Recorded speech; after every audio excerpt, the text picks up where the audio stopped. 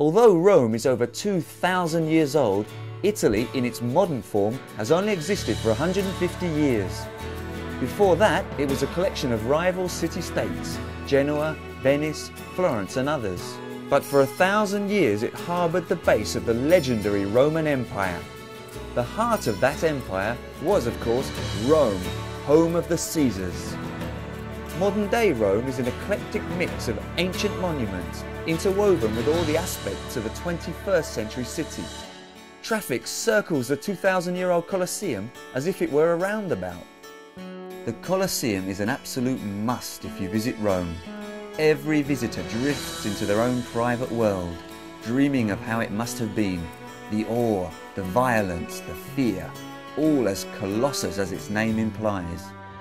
A guided tour will clarify those curiosities, inform those doubts, and enrich the whole experience. We're here at the Colosseo with our guide Valentina.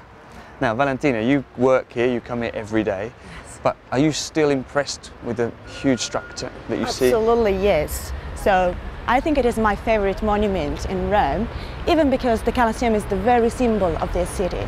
The gladiators call this monument Colosseum, but it is not its real name, because the original name of this monument was Flavian Amphitheatre. Flavian is the family of emperors who built it. Valentina told us that the Colosseum was used as a quarry over the centuries, providing materials for other building projects around the city. Earthquakes felled walls, and people helped themselves to the leftovers. Limestone from the walls was then used to build bridges over the river Tiber. Its most interesting use was in the 1700s as a botanical garden. Exotic fauna grew from the seeds unwittingly carried by the animals used in the shows. During the games, the arena floor was covered in sand to stop the gladiators slipping and to absorb all the blood from the slain men and animals. So at a typical event, how many people would have lost their lives? Oh, hundreds. Even because gladiators' fightings could last all day long. So they started early in the morning and they went on until the sunset. Now, Valentina, did every gladiator who entered this building die? Not every gladiator. So usually it was the audience who decided about the destiny of gladiators. So when the loser was about dying, so the crowd started to shout a word. So if they wanted to save him, they started to shout missum, that in Latin means free, and the loser was saved. But if they didn't want to save him, they started to shout another word that in Latin was jugula. It means throat. So the victorious gladiator must kill the loser. Stay around at sunset as the crowds trample away. Wander among the shadows and contemplate the fear this structure once inflicted on those set aside for death within its walls. Next to the Colosseum is the Roman Forum, the ancient heart of the Roman Empire, enclosed, isolated and protected by the modern city. This ground once supported a government which controlled the world. Now it's a beautiful garden of fallen history. So where did Rome get its name from? Okay, from his first king, who was Romulus. He was the founder of Rome, and he founded Rome on the top of the Palatine Hill in the 8th century before Christ. So we can say that Rome is about 2,700 years old.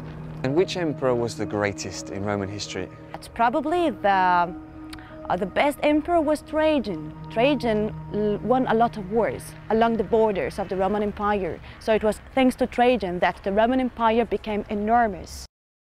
Most of Rome's monuments are within walking distance of the centre, but at some time you will need to use public transport. Just how are you travelling around in the town? Bus, walking, and still alive. Subway. Yeah, we're amazed how much people can travel around here without honking at each other and yelling and screaming, and no traffic lights. You haven't been in the car with us. The buses are frequent, but you can't buy a ticket on board, so remember to get them before you start travelling. The problem is you got on the bus and they didn't tell us you had to get a ticket before you get on the bus. And if an inspector comes, you're in trouble. So we just have to say, well, we're stupid English, you know. Are you a fast runner? The joy is, once you stamp your ticket, you can then travel anywhere in the city for the next 90 minutes. Without knowing the bus route, anywhere is probably where you will go. The underground is much easier to use as there are only 2 lines and all the major sites have stops, including the Vatican. Be careful walking around Rome. Crossing the road is a dangerous activity, and pedestrian crossings seem to be the best place for a game of chicken. If you like fountains, there are plenty to see in Rome. They also make great places to meet people. I'm here now waiting for a friend of mine, Manola, who should be here any moment. The Pantheon, the final resting place of Raphael, the Trevi Fountain and the Spanish Steps are all within walking distance. The Pantheon is another incredible site of Rome and the final resting place of Raphael. When you're there, find out what stops the rain coming through that hole in the ceiling.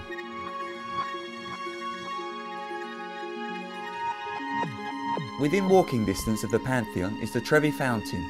You can go there, sit on the fountain wall. If you throw a coin into the fountain, it's said that one day you'll return to Rome. From behind. From behind, like this, yeah? Like and then this, make a yes. wish. And you make a wish. And it means I will come back to Rome in the future. Yeah. Okay, let's do it. let's Ready? do it. Yeah. 1, 2, 1, 3, 3. go! What did you wish? What did you wish? That's a secret.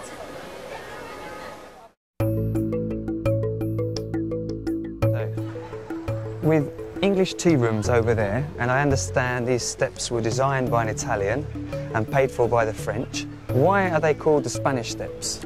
Because there is the Spanish embassy over there. All this walking is thirsty work, and in summer the temperatures can be unbearable. So do as the Romans, drink from the fountains. Surprisingly, you can drink fresh water from most of Rome's fountains.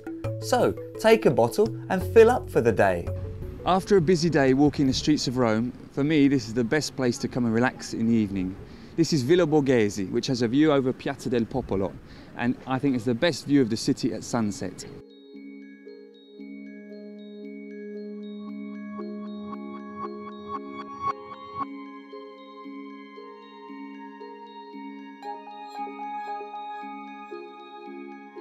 In the evening, head to the Centro Storico, the historic centre, or Trastevere, just over the river, away from all the traffic.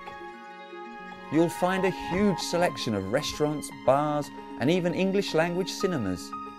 You can take a stroll, sit outside, eat a pizza, and mix with all the international travellers. Fantastic. But we asked for a big beer. Big. Thank you very much. I think this should do for the next 10 minutes at least. Ching ching. Even if you're not a Catholic, you must visit the Vatican. Pilgrims travel from all over the world to see St. Peter's, the enormous Vatican Museum, and of course, the Pope himself. Sunday morning masses attract huge crowds, so go midweek if you want to enter the museum and see Michelangelo's Sistine Chapel. Take photos of the Swiss Guard and send a postcard from the Vatican State, the smallest country in the world. At sunset, the city blooms. The subtle hues are at their best. The fine skies, the backdrop to the cooling city streets, piazzas and parks. The sun sinks over the horizon, revealing the monumental skyline of Rome.